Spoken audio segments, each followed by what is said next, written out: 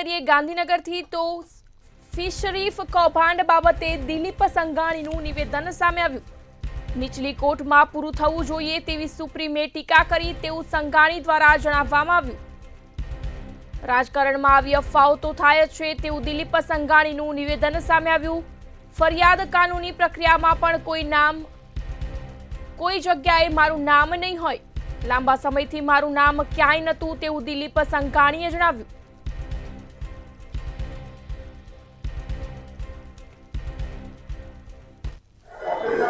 રાજકારણમાં કેટલીક અફવાઓ, પોલિટિકલી નિર્ણયો અને એના આધારે થતા કેસોનો ભોગ હું બન્યો।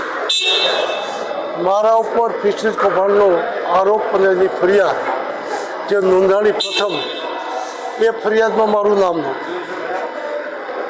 ગવર્નર પાસે ચાલુ મંત્રીઓ હોય તો પરવાનગી માગવી જોઈએ, એ પરવાનગી માગવામાં આવી, એમાં પણ મારું નામ નહોતું। બીજા તબક્કે ગવર્નર સરકારમાં મંજૂરી માગી, એમાં પણ મારું નામ નહોતું। ત્યાર પછી હાઈકોર્ટમાં અરજી કરવામાં આવી કે આ મંત્રીઓ પર આ કેસ પરવાનગી અપાય, એમાં પણ મારું નામ નહોતું। આટલા તબક્કાઓ કોઈ જગ્યાએ લાંબા સમય સુધી મારું નામ નહોતું।